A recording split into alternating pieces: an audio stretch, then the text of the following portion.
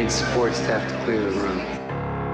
Stand up and walk, now. Hello, and welcome to The Watch. My name is Chris Ryan. I'm an editor at TheRinger.com, and joining me in the studio, furiously finishing his TripAdvisor for Area X, it's Andy Greenwald! Listen, man. Woo! Annihilation! Happy to be here with you. I feel like the people should know you're recharged. I feel balanced. Chris spent the weekend up in Pizzolatto country. Yeah, I was up in Ojai. Yeah. Like, I don't know where you traveled to where your DNA was refracted to the point where you are now basically part eucalyptus plant. My eyes are shimmering. Andy, the allusions that we are making are to Annihilation, which is what we will be spending the first half of this podcast discussing. Obviously, we talked about the book for Double Down Book Club. We have Jeff Vandermeer on the pod, so you can go back. We can send out links to those older podcasts if you want to hear this sort of three-dimensional version of this this story. Before we get too far into this, I want to talk to you about a couple of Ringer, wider Ringer projects that we've got going on. The Ringer Expanded Universe. Yeah, let's talk about the recapables, man. Okay. Amanda Dobbins, one of the best out. A queen. Hosting the recapables for Atlanta. So the recapables kind of playing off of the rewatchables, kind of playing off of our need for, you want to have that conversation right after the episode ends. So the Ringer is putting up instant breakdowns of every episode of Atlanta Season 2. It's hosted by Amanda, and it features a rotating panel. And it features a rotating panel of obsessive Ringer staffers, and you can subscribe to the recapables. The first episode is recapping the first season. So you can get caught up, and that's up now, and the instant recap analysis goes up this Thursday after the season premiere of Atlanta Season 2. Obviously, you and I will chat a little bit about that on Thursday day, just like kind of as a preview, and then that afternoon or evening, depending on where you live, you can get that episode of the recapables for episode 1. It's a doozy. You'll love it. Also, since we're talking about Annihilation, I just wanted to tell you a little bit about some cool shit on our website. I love it. We've got an exit survey today about the movie Annihilation, where a lot of our staff weighed in with some takes, learned a lot about a lot of people in that one. 50% of the box office was Ringer adjacent. We were about to test that theory. Sean Fennessy, our buddy, did an incredible pod with Alex Garland. You can listen to that on The Big Picture, which is on Channel 33, or you can read a large chunk of it on TheRinger.com. Oh. Great transcript of that. And also Adam Naiman wrote a wonderful review of the movie. And he was a little bit more skeptical. I think maybe you were too. Yeah. I'm just going to point at you. So let's get into Annihilation. In the second half of the pod, we're going to talk about Netflix's Everything Sucks, which we've watched a couple episodes of. Yes, but we are going to talk about this movie in some detail. I would say for those people who are about to hit fast forward or turn off the podcast, this isn't really a movie that is going to be, your experience is not going to be super negatively affected, I think, if you listen to us talk about details, because none of it makes that much linear sense. It's really impressionistic. I guess I would also say that if you were planning on reading the book now, go ahead. Feel free. Unrelated. Completely different experience, but we will probably mention some book stuff that if you were like, I want to be in a vacuum and read the book now. So let's get. My wife was like that, and then I just basically told her the plot of the book over pizza last night. Let's recapable a bit here. Okay, so Annihilation, the book, came out a couple years ago, as you said, by Jeff Vandermeer. Yeah. It's part of the Southern Reach trilogy. We got really into it. We did it as the book club. It is a terrific read. I read it on one airplane flight when I was sick of all the movies Delta was offering during 2016. I'm just like, people like to know where we are in the timeline. I mean, we started this talking about like getting our chi back centered, so you could talk about movies all you want. Don't say we to me, Brother Muzone. Okay, I have not reinvented myself to that degree. I live in a house of sick children. Okay? Like, this is so far from my experience. Is that a metaphor? I mean, maybe. Yeah. You live in a land of wolves. I live in a land of sick children. The book is really immersive, really surreal. I think a lot of people read it and said, boy, I can't wait for the movie, backed with, there's no way you can make this into a movie. Alex Garland, who did Ex Machina, who wrote books like The Beach and wrote the screenplay for 28 Days Later. And Never Let Me Go. And Never Let Me Go, an inspired choice to adapt this, and delivered what has to be a legendary flex by making a movie in which he admits he read a galley copy of the book once and then wrote a screenplay based on his vague Someone impressions and said, memories. you can't adapt this, and he said, hold my beer. I don't actually know if that's how you use the hold my beer thing, but let's just go with it. It is wildly different, which, let's say from jump, I find admirable and interesting. I think Jeff Vandermeer finds it potentially something else. Now we know why he was a little hesitant when we talked to him about it. So he had to have known somewhat I mean, in Alex He and knew. Sean's conversation, Garland's like, I called him and I was like, this is my pitch, Yep. you know. And I don't know whether Jeff had any red light, green light I think optionality there, but I probably at that point it had sort of out of his hands. it had to have been a Yeah. courtesy call, and I think his experience is his own, and he hasn't talked about it. But I'm sure it was like any artistic person's, which is at once, you know, it's its own thing. The book exists, but you have to feel a little bittersweet about it Sure. because it's Yeah. transforming it to a potentially larger audience. That being said, I don't know that you could do a page for page No. adaptation of this. And I book. will say, going into it, I wished there was more of the book and maybe less of the book. I couldn't tell. Let's go big picture to start with. Yeah. It was heartening to see how many people responded to my tweet where I was like, I just saw a movie, let's all talk about it. And a lot of people, I think, assumed I meant, this is a great movie, let's go see it. I think this is a fascinating movie. I think this was a worthwhile movie. I'm excited to talk to you about it at length. I don't think this movie works, but I think that there are things in it, performances, visuals, the last 15 minutes in particular, that are so astonishing that they have stayed with me and are worth discussion. But I also think we can have, and maybe we should put this at the end of the conversation, a kind of larger meta conversation about how movies like this get made in 2018, why they get made, and what happens to them. Because I will say, as a fan of the book, as a fan of the material, as a fan of Alex Garland, I was really ready to cape up on this podcast and be like, how dare Paramount basically dump it? As we've alluded to, the movie did not get much promotion. Did the it movie was, not?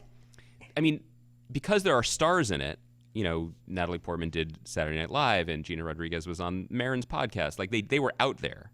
Yeah. But it did not get a giant push. And Paramount also sold the movie for the rest of the world to Netflix. And so I was ready to cape up and be like, how dare they? This is art. You know, I'm so excited How for dare this. they This could have been Cloverfield big. paradox this thing? Exactly. Honestly, and I say this not meaning to be critical of the film, I'm like, good job by you, Paramount. Like, you got some money in the theaters and you sold this in the rest of the world to Netflix, so you got your money, because this was never going to be a blockbuster. I don't know how you sell this movie because You mean to Netflix or to the audience? to the audience, and I think that Blade Runner 2049 had a similar problem in terms of At twice the length. that was also something that there was a group of people, albeit I imagine the crowd, the amount of people who were interested in Blade Runner outnumber the amount of people who were interested in the Southern Reach trilogy. But there was still a built-in audience who were probably like looking forward to Blade Runner coming out. How do you sell that movie without giving too much of it away, with enticing people to come with some of the more thrilling moments? So in Blade Runner, that would be, you know, hovercrafts shooting through walls Harrison Ford's face. and Harrison Ford. Whereas, in Annihilation, in some of the trailers, they gave away some of the biggest scares, or at least alluded to them. The Tessa Thompson getting yanked by the alligator, the bear woman. I hadn't seen any ads, so those got me. Those Yeah. were good jump scares. Those were great jump scares, but that sets the tone for the movie. Going into this movie, I was like, interesting, they've decided to make this into a sci-fi horror movie. Yes. Yeah. And I think my biggest point, and perhaps my biggest criticism of it, is that this movie, to me, existed in an uncanny valley between a mainstream sci-fi horror film and an art house film. And I think Garland's tastes run more towards the art film. And so, but I cannot tell, because he did this adaptation, what interested him most and what was mandated and what wasn't, because it veers pretty wildly. You know, I think the exposition, the buildup is pretty clunky, and all of the backstory that he added with Oscar Isaac's character, Natalie Portman's character, and her cheating on him, those were the beats that rang the falsest to me.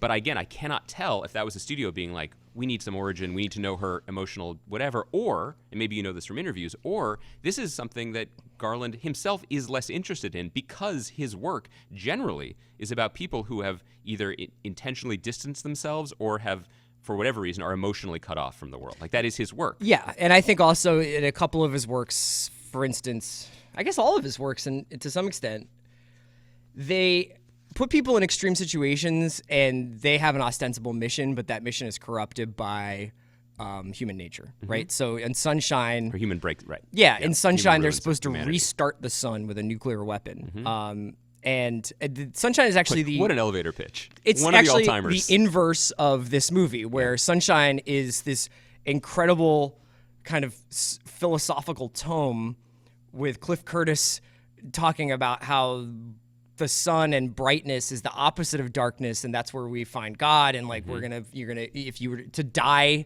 getting roasted by the sun would be to actually like be transported into a higher plane of existence. Okay. All this stuff. And then it turns into a monster, and they have to fight the monster so that they can still drop the bomb to start the sun. Mm-hmm.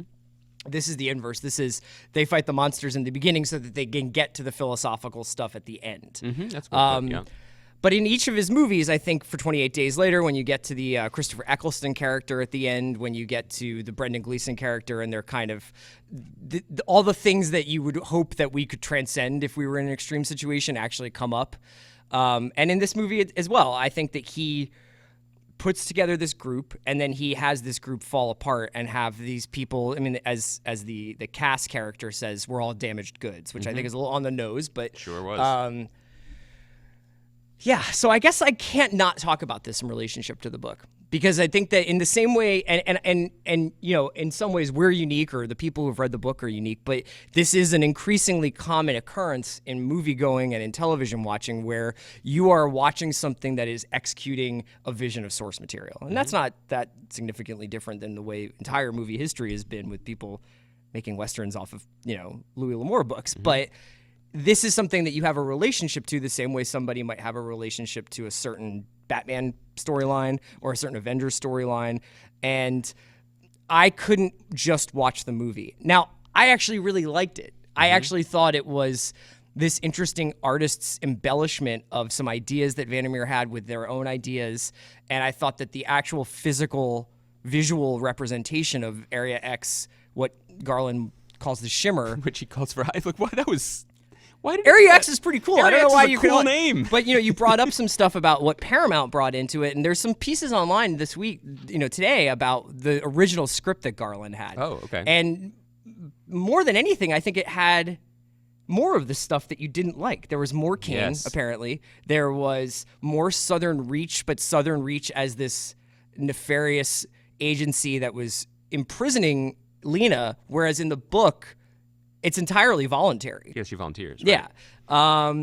And there's some other stuff about like framing devices and character deaths that we don't have to get into. But That makes sense to me, I Garland guess. tried to, you know, he talks about Trojan horsing. I mean, like he tried to Trojan horse it. This is what people do. And your point is well taken. People have attachments to the way they encounter material first. That's always the case. And I always want to be an advocate for someone having their own way into something. What I think is a little disappointing just from jump is that what Vandermeer does, which is particularly unique, is that the story is essentially about, maybe it's alien, maybe it's whatever, but Earth is reclaiming itself. It's a biology-based story. She's a biologist. It's a story about Earth sort of reclaiming something from what was taken from it, from man. Garland is not as interested in that. He's interested in the way we hurt ourselves and the sort of deterioration that's built into ourselves and how that plays out emotionally. That's valid too, but it does feel grafted onto this other subject matter. So I mourn a little bit the loss of that other story. I'm not sure how he would have done it. The other things that I mourn are the psychologist character, Jennifer Jason Leigh. There's some stuff from the book that's cool, that I think works better. That she hypnotizes them. She's running. She's has the her bear own in the agenda. other book. I mean, there is some Yes. sort of creature lurking in the swamp, but she is the person who's manipulating the main characters and seems to know a lot more about what's going on in Area X than they do. Yes, and I don't know what choices she was making in this performance because they were very strange to me. I think that she made a choice and played it throughout, but it made the character extremely opaque in a way that I couldn't really follow. Like there were just, considering how clunky the exposition was to get these characters It seems together, like she has a secret and that she has a ulterior motive. Right. And then And they in seem the to book there is one, and we won't spoil. and they seem to erase that motive about 3/4 of the way into the movie. Yeah, exactly. Then Where they're she's just just like, like- she's like, I got to get to the lighthouse. I really enjoyed in the exit survey that someone, I don't remember which Ringer staff member, was just like, I love a movie where someone says the name of the movie. right. And the fact that she's like, hey, But the use of the word Annihilation. annihilation in the book is actually really cool. Yeah. You know, Okay, well, that's enough mourning of the book. there's that. And then there's also the main sort of mystery of the book is this creature that is crawling down a staircase writing an religious poetry religious in poetry. phosphorescent mold on a wall. And that is just not in the movie. No. I- the whole tower thing, the Yeah. whole bunker. it's This just not tower there. that's also a staircase. So it's a very interesting choice to just be like, Nate, I'm going to move on with this then. You know, it's like he That's what looked he at the did. word annihilation. He's like, what if we annihilate ourselves then? You know? Yeah. I don't know So- why I'm just doing Sacha Baron Cohen as Alex Garland here. I was but- gonna. I thought this was new Chris. I was gonna let it roll.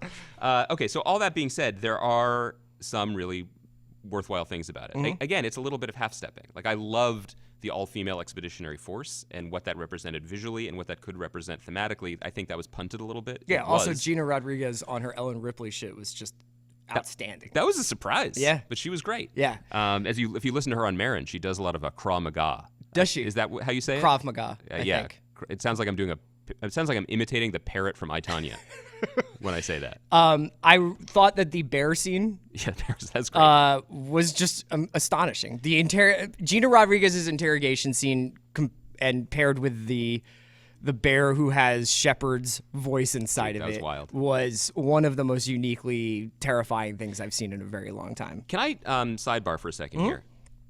One thing listeners know, and you know, Chris, of course, because you're you, is that you, as a friend, often caution me away from scary things. Yes. I was 100% fine with every single thing in this movie. Good. Would you have cautioned me away from it, knowing that I am a retiring No, type? I don't, because I think it's too deeply, like, it's too ponderous of a movie. If there are things that you can do with horror movies that make the tension around that scene just unrelenting and unbearable. And I think that there's enough, ponderous shots of Natalie Portman's back and water moving in a glass that you can, like, get your breath, you know? Yeah, the water moving, some of the shots it's beautifully directed. Yeah. I also really want to give a shout out to Tessa Thompson, who's becoming one of my favorite performers. She's very good in this, yeah. She's very different in everything. Yeah. The last thing I saw her in was a little film called Thor Ragnarok, which I know you love as a movie, and you love when I say the whole title. Yeah. And she is not this in that movie. I love that she can just dial it up or down, and was just incredibly retiring and cerebral in this movie, and then she turns into a plant, which is nice. Yeah. She has a happy ending. What do you think this movie's about? Do you think it's literally about Jennifer Jason Leigh's speech in the cave? No, I mean, I think that there is... I think it's clumsy, but I think there was an attempt to make this about something. The book is very impressionistic, and there are two more books that are not as successful as the first book, and trying to advance an idea that sort of gives us threads, but nothing really to knit it together. I think it's about those various monologues about how deterioration and annihilation is built into us, and how do we respond to it? Yes. Why do we destroy things that we love? Why do we destroy ourselves?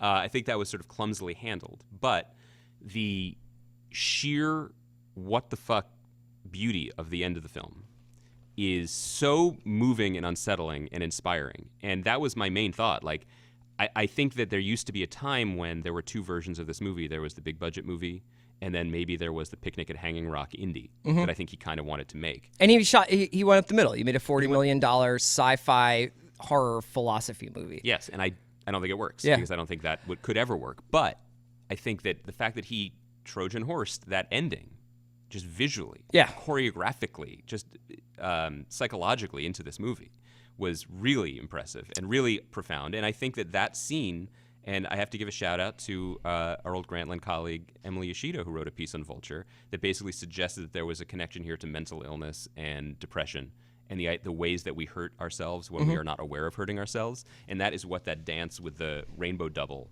signifies in a way. Like, it's not, and just being able to convey all that wordlessly, that this is something that is her, that isn't her, that is hurting her, but is not malicious, was beautiful and transcendent, and provided a moment that is really wonderful in a movie theater, as opposed to on your couch where you look around and you're like, wait, oh no, everyone's seeing this too. Sure. I am hallucinating too. I am shimmering right now because this is so elevated and bizarre. There's stuff in there that it's not anywhere nearly as, I don't know if, as beautifully rendered or thought-provoking as the Twin Peaks episode 8. Yes, but there's stuff there were moments in that movie where I felt like I was being transported away from the sort of mainstream pop culture industrial complex experience of watching something and floating off into an artist's vision. And more than anything else, that is why we root for this movie. That is why I ask people to go see it and why we want to talk about it, because there are gradations of disappointment in a movie, and look what he went for. Look what he got into the movie theaters. And I think, and this will tie into our conversation weirdly in the second half of the show as well, but it's hard to make stuff, man. Yeah. And it's hard to make exceptional stuff or exceptionally weird stuff. I think ultimately the movie's about what Natalie Portman's Lena character talks about in the classroom at the beginning, and about this sort of binary of life and death and creation and destruction happening hand in hand. And that the world is essentially experiencing a Big Bang moment with Area X and the Shimmer. And that is this this act of creation that transcends whether the big thing that keeps coming up is like, what does it want? What does it want? It's like, well, what if it doesn't want anything? Yeah, Creation doesn't want. What are we putting There is not onto a it? psychology or a villainy to creation or to mutation or to evolution. It's just something that's happening.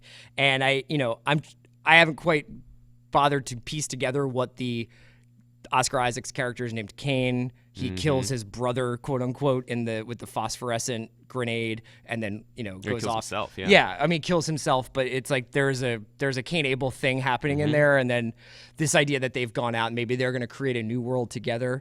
The actual original ending of this movie in the script is pretty interesting because it essentially is. They are hugging or whatever, they've come together, and it ends with you see through a window that a ton of meteors, like the one that started Area X, are coming towards Earth. Oh, damn. So don't think that there was ever a plan for a sequel. Obviously, Garland didn't intend to do Authority, the second book in the sequel in the series anyway. That's fine. It sounds like it'll be probably 10 years before they can even think about doing this again. There is an opportunity, though, down the line. Maybe when we're on episode 10,000 of The Watch, they'll be making the new version of Annihilation. There is the 10, 12-episode maxi event series version of this trilogy, which I don't know is worthwhile. I mean, I think they took a swing and the books exist, but there is something that I do miss, because the thing that drew me about the book, and I know we said we wouldn't talk about this anymore, but maybe this will get a few people to pick it up, and then we can, they can have their own conversations about which they preferred, because they are so distinct. The book was inspired by Vandermeer walking around where he lives in Florida and just noticing things, tidal pools and algae and stuff that literally I can't even say because I don't pay attention to the natural world. Yeah. And the idea of people looking at this and it looking back at us and having something to say or teach us is both beautiful and interesting, but it's also unsettling. And I missed that kind of unsettling nature of it. I was sort of hoping to be disquieted in that way.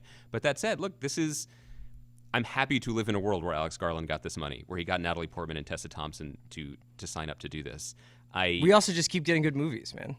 Yeah, look, there are enough movies now that I'm happy we can have this conversation, not only because I get to go see them, but because we can have a long conversation about a movie that I'm not even sure if I liked. That doesn't matter. Yes, yeah, And this is an interesting segue to go into our next conversation, which is about Netflix's Everything Sucks, because I think that we're going to get into a little bit of the relationship between having misgivings about a movie and having that be a contained experience versus having misgivings about a television show and being like, and now I owe this show 4.5 to 12 to 15 hours of my life. Also, about why maybe you're right, movies are sneaky better right now. We'll be back after a quick word from our sponsors. Andy, we're back. Let's talk a little bit about Everything Sucks, which is a show that a bunch of our listeners were definitely like saying, hey, can we hear you guys talk about this? It's from Ben York-Jones and Michael Mohan. It's on Netflix. It is a kind of a 90s throwback. I guess it's set in 1996. Yeah. High school freshman. Very handheld, personable comedy, coming-of-age comedy in the vein of Freaks and Geeks, about a group of teens in freshman, sophomore year in high school in, as you said, in Boring, Oregon. It's got small-town frustrations. It's got a lot of discovering yourself going on. Emotionally, physically as well. And it has, this phenomenal on-the-nose soundtrack that's kind of crammed into every minute of it. Shouts to Netflix's music sync budget. Good job. I've been wondering about this for a while. Maybe if somebody who knows something about music supervision, our buddy Anthony Roman might be able to help us with this question. But I feel like some rule must have changed. No, I think they're because there was a while ago. It was like I remember when I can't remember what it was like the first time I heard Zeppelin in a movie, or at least like it had been like 20 years since like Almost Famous or something. Right. And I was like, I can't believe David O. Russell had the money for this. And they talked about how like Plant and Page like allowed it to happen. Yeah, it's generally. And now I just feel like every show has the first wave Sirius station on or whatever. Or Noel Gallagher's High Flying Birds isn't really as profitable as everyone needs it to be. Man's not hot. That's what I'm saying. Man's lukewarm. Man's fine. So I want to hear your take on this because I've watched 2 episodes. Yeah. And I know that a lot of people have and I will probably continue to watch this show. Okay. A lot of people have been like, you got to wait till episode, I think it's 5 or 6 for this to really get going. Yeah, look, it's fine. I don't like it. but it's fine. And I can see why people would like it, and I don't blame you if you do. It is well-intentioned. It is sweet. It has some nice performances by some young people, some of whom I think are probably bound for bigger things. But to me, this is a case study of we have too much TV. And it's self-defeating because we love talking about TV. It's great to have things to talk about. It's self-defeating because, I also try to make TV now, and there's so much of it. Yeah. and it seems counterintuitive to argue that there should be fewer shows. And yet I'm starting to think that in our conversations, we keep hitting this wall of B-, that things are good, they're fine. And I wonder if that has to do with the fact that there simply aren't as many good scripts as there need to be. There aren't as many good writers as So you there think need it's a to be. talent pool thing? I think it's a talent pool thing. I do, because there's a version of the show that gets chefed up a little bit, that maybe gets worked over some more, written up a little bit more, has a higher budget, not for the music, but for everything else around it. Maybe has a larger talent pool to cast the kids from because Stranger Things doesn't exist, or some of these other shows with kids don't exist, and it's a little bit better. Right now, I think it's fine. And by the way, I think for Netflix, that's fine. Because for the people, fine is fine. And good enough is good enough for Netflix. Mm-hmm. Because this, like much of their programming, scratches very specific itches. There's nothing wrong with the show. There's nothing offensive about the show. If you are looking for this type of feeling of young people finding themselves, if that ticks a box for you, if you are from this generation and you enjoy the nostalgia for it, it ticks a box for you. It is not expensive to make.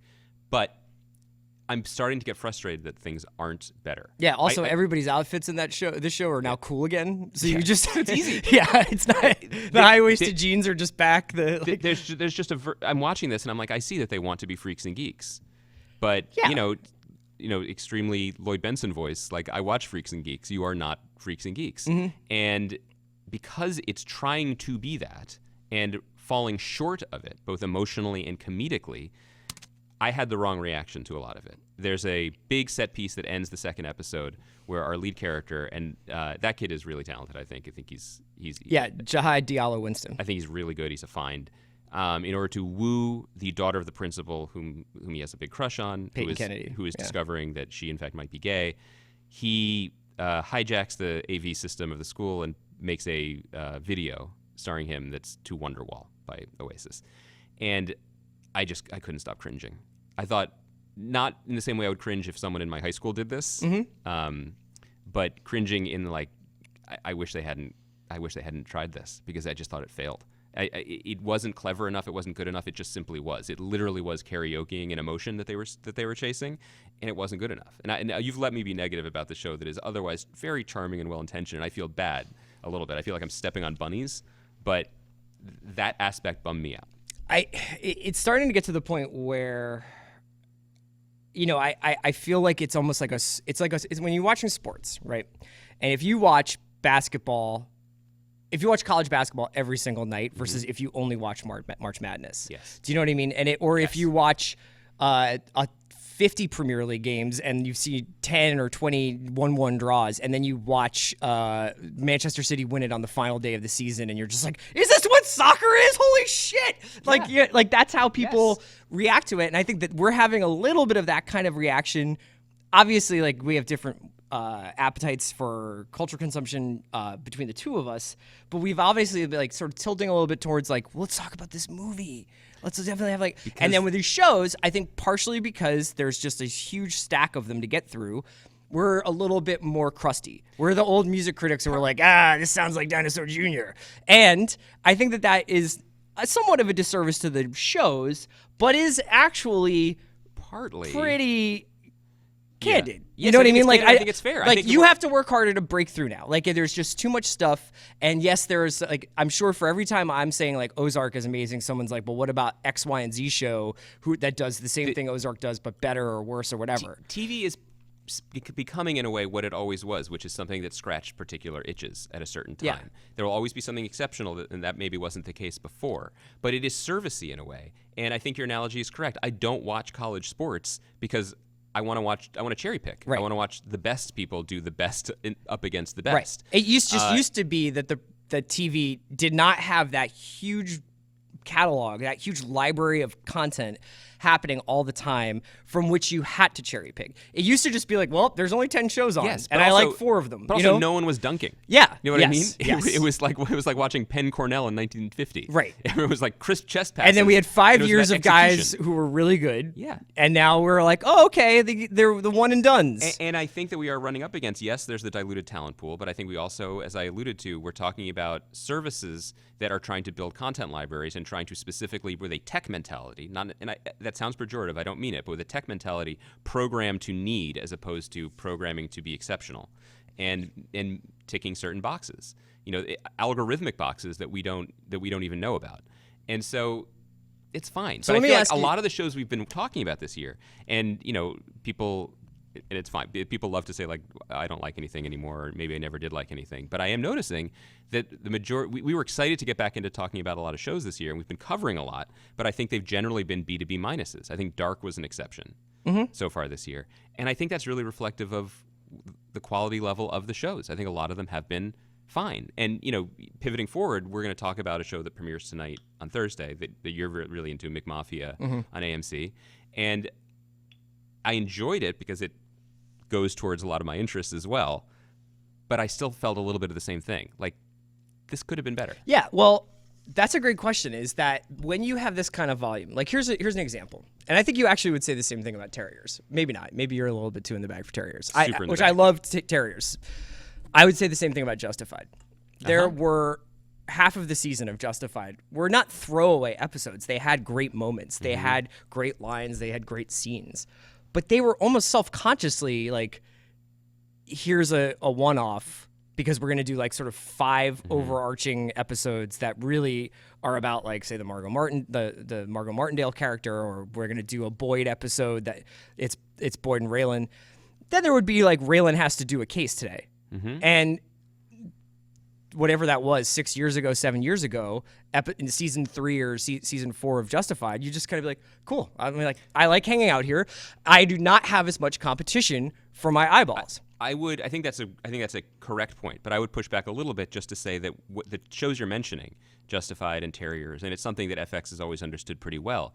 That's actually old-fashioned TV in the sense that even when they are treading water, or even when they are doing a mission episode or just connecting the dots, they do so with an eye towards entertaining you in a world that you like to be in. Yes. And that, for a while, got a little muddled and it's not a sin, but it wasn't the point. I think TV, as the high-mindedness of the Prestige era trickled down, middle episodes became more about educating the audience on the world, or 3 episodes guest actor runs, like that's kind of stuff that doesn't feel like it really happens as much anymore. No, and I think that I think that it's okay to admit that you're making a TV show. It doesn't have to become something even more But I profound think or because build we up. ask such high concepts, Yes, we we do. ask for such incredible star wattage, and we ask for something that really delivers a reason to watch. Because one of the things that Everything Sucks is sort of trying to pitch here is like, hey, it's Freaks and Geeks, but it's the 90s, and we're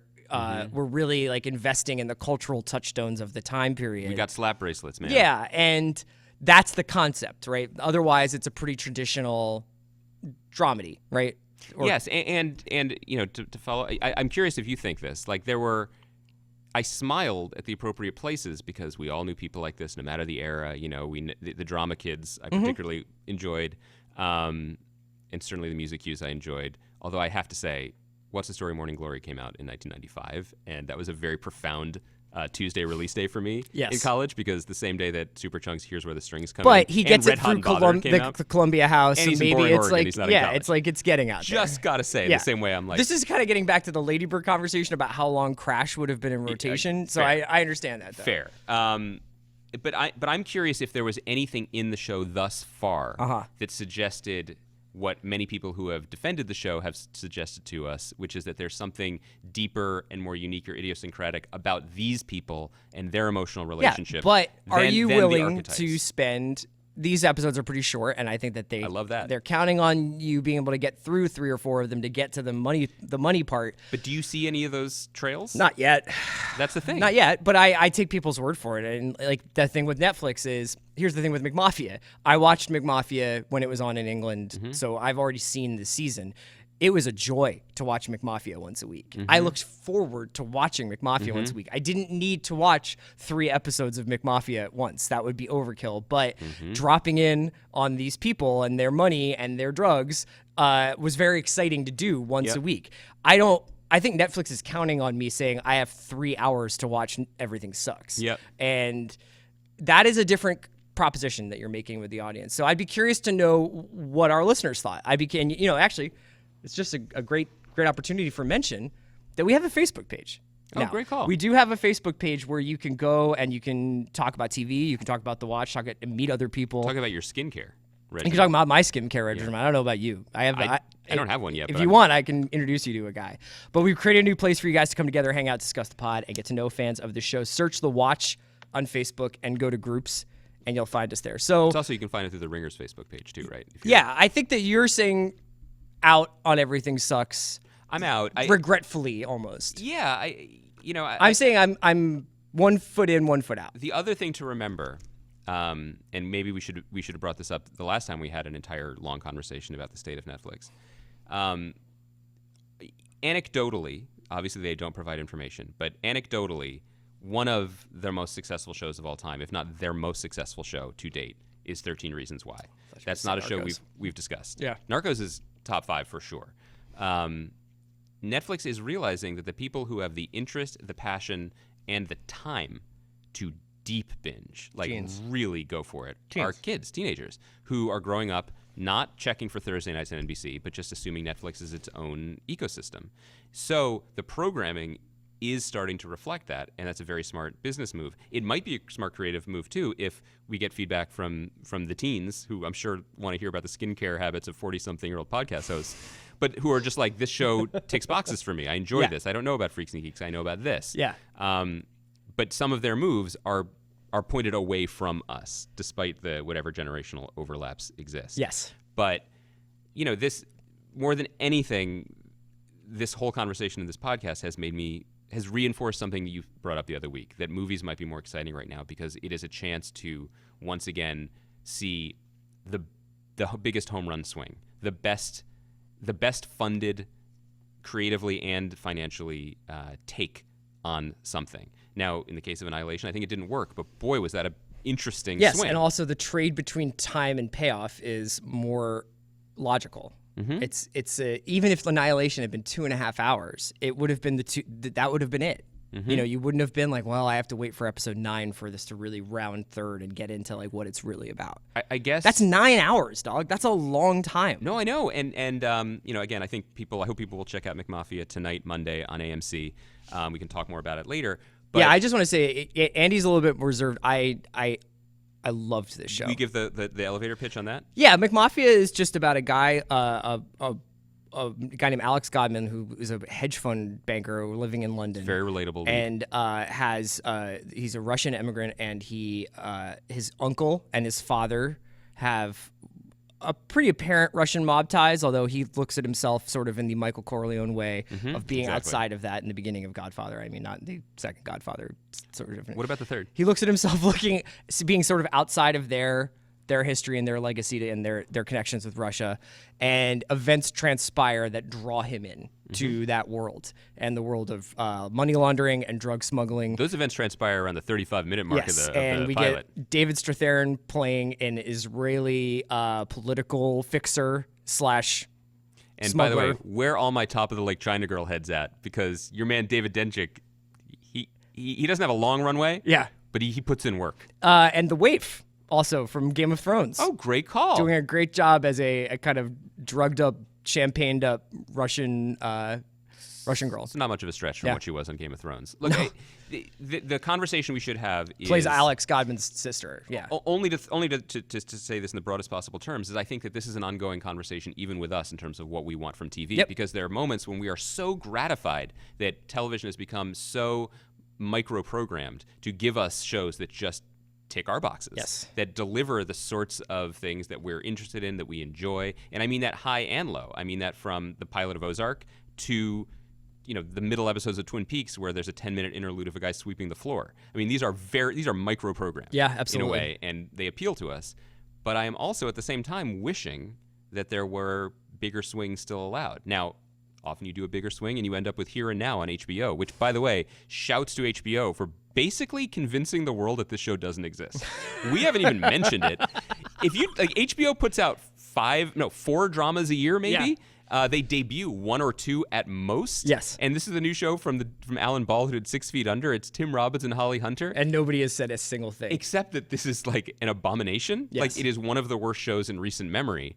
And it is sort of like a fever dream of what everyone inside CPAC over the weekend listening to Trump's speech thinks that we're watching. Yeah. And maybe they're right and they have a point. But, this show has been ghosted. I know. No one... Is it coming back? I'm sure. First of all, I'm sure not. But second of all, really impressed by HBO and the regime over there, because when Vinyl came out, all the stories were like, "Oh, HBO's blowing it. Like, what is this big budget thing?" Here now, they were like, "Here's something that we're putting out," and everyone's pretending it doesn't exist. I know. They're bulletproof. If you want to read any of the stuff that we discussed from the earlier in the pod, like Sean's interview, Naaman's review, the exit survey, all that stuff will be in our show notes. We're going to try and include more links in there. Can I throw a non-ringer link in there? Manola Dargis's review of Annihilation in the New York Times was hewed very closely to my mixed enthusiasm. You and Manola. Maybe she should replace me. We're both LA residents. I'll just move to Ojai. Until Thursday. On Thursday, we're going to be talking about McMafia. We'll do a little bit of Looming Tower. And I think maybe catching up with Counterpart. Yeah, I'm catching up on Counterpart. Okay. By the way, we should all be catching up on Counterpart. That not only is it getting a second season, Betty Gabriel but back. This is what's so weird about TV. Yeah. Oscar season right now, Get Out, everyone's like, low-key, Betty Gabriel is the most amazing performance in that movie. Counterpart on Starz nabs her for season 2. Yeah. Get these actors, television. What are you doing? Why is good for Starz, but yeah. what are we doing? All right. See you Thursday. Great job, Bransky's.